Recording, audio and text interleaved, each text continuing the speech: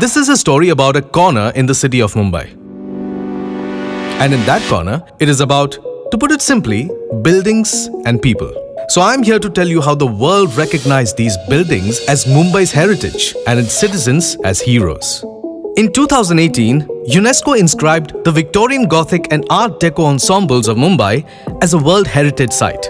I therefore declare draft decision 42-8B-19 adopted.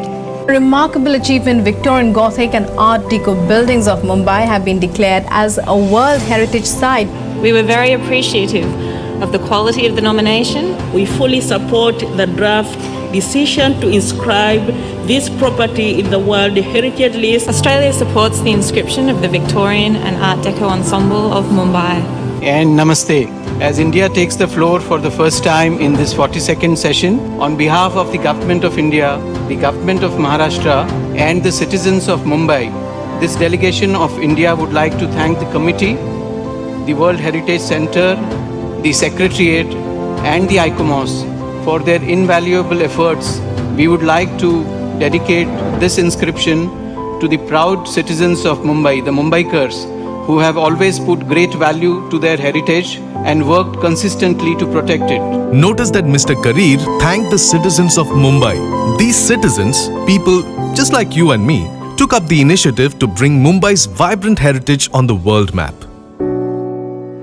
One of the most interesting thing about World Heritage nomination was strongly supported by the residents of this area. So far, the local residents and the local occupants of the buildings have shown a great commitment to wanting them preserved. This was, in a sense, the first completely citizen-initiated and citizen-driven World Heritage Site nomination in India. A truly unique initiative. The idea was that you have the greatest architectural dialogue of the 19th century Victorian and the 20th century Art Deco in Asia. It required patience, tenacity, and it took 14 years from the presentation of the paper to securing the nomination. And in all these 14 years, their work revolved around working to keep the Oval Maidan available to the public, conserving the Victorian Gothic buildings, introducing public to Art Deco. It was all about their first love, Mumbai. And now, 14 years later, the world has recognized these magnificent structures and saluted the remarkable effort. But for the victory to be complete, it's important for the people of Mumbai to appreciate the legacy they have inherited. So here is why it is important. The majesty of Victorian Gothic. These buildings were built in the British era, but not many know that these were funded by Indians.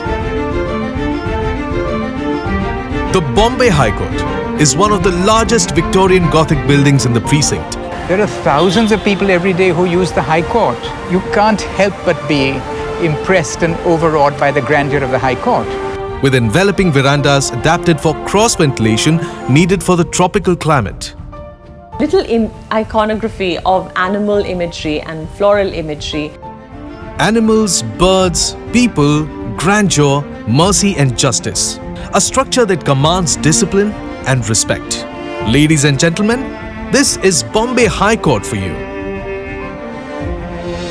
Mumbai University's architect, George Gilbert Scott, never actually set foot in India. He designed the building from his London office, and Mumbai University became one of the finest examples of Victorian Gothic architecture. The architectural interface was particularly Indian, though it did derive from Western concepts of internationalism. In the Chhatrapati Shivaji Maharaj Vastu Sangrahalaya, formerly the Prince of Wales Museum, built at the turn of the century, we see an assimilation of two styles known as Indo-Saracenic, which basically mean a marriage between Islamic and European architecture. The design of the dome derives heavily from the Gol Gumbaz at Bijapur. You have the Bengal-Dhar roof in the porch. You have very strong Indo-Islamic motifs from the Sultanate period.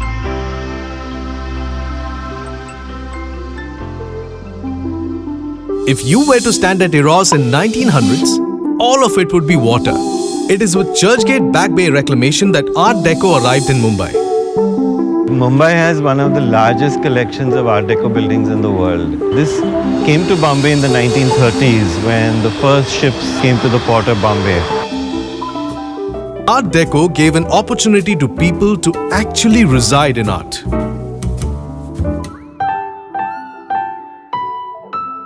The sweep of Art Deco buildings at Marine Drive became a symbol of India's modern age.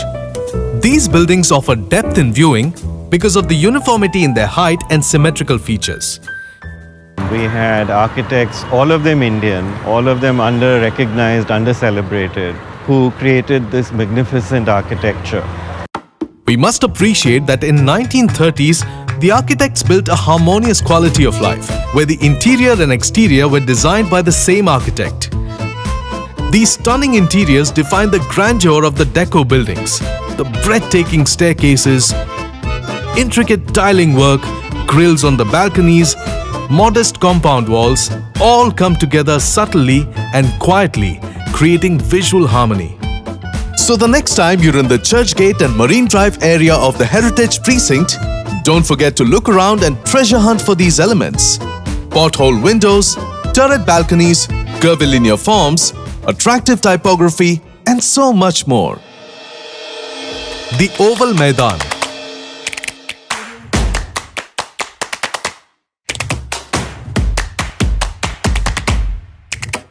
Meet Shirin and Naina.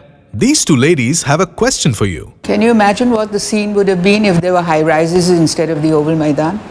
In a prime area of South Mumbai, the Oval Maidan had several proposals to build a stadium, a two-level underground parking lot with a shopping mall, and other bizarre proposals.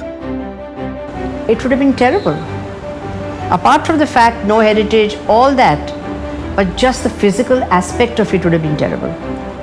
22-acre Oval Maidan had in the last century, in the 80s, we saw as residents fallen upon really bad days. There was no management and the underbelly of society was taking it over gradually. This 22-acre Oval Maidan is for you. Everyone's invited here without any charge. Anyone can come here to jog, chat, play, nap and read, as long as they don't litter, is what we keep saying.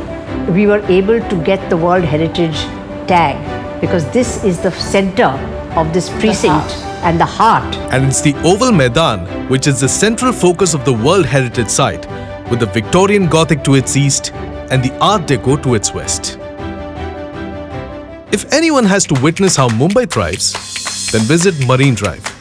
There is freedom across its landscape, showcasing Mumbai's cosmopolitan nature. It introduces us to the real us. Really blessed to have this place because at home we don't even have a window. We don't even have a window to open and see what is outside. And then we have this place where we see everything and we can enjoy. If you are here on a Friday, Saturday or a Sunday night, there's not an inch to sit on this entire promenade of 4 kilometers. And Marine Drive is a thriving living heritage where trespassers will not be prosecuted. These citizen heroes have got the world to acknowledge it. Now it is our turn to do our bit. Like in Marathi, it's called Vastu Varsa, which means we don't own it, but we are its caretakers for a brief moment in time. And then hand it over to the next generation for them to cherish it and hand it over to the next. And remember one simple rule, once you've lost it, it's never coming back again. This living World Heritage Site is our best link to the past. Because it's only going to get more vulnerable with time and also more precious. Optimistic that we will leave this into good hands in the next generation. In good hands. Victorian Gothic and Art Deco Ensembles of Mumbai. Now, World Heritage Sites.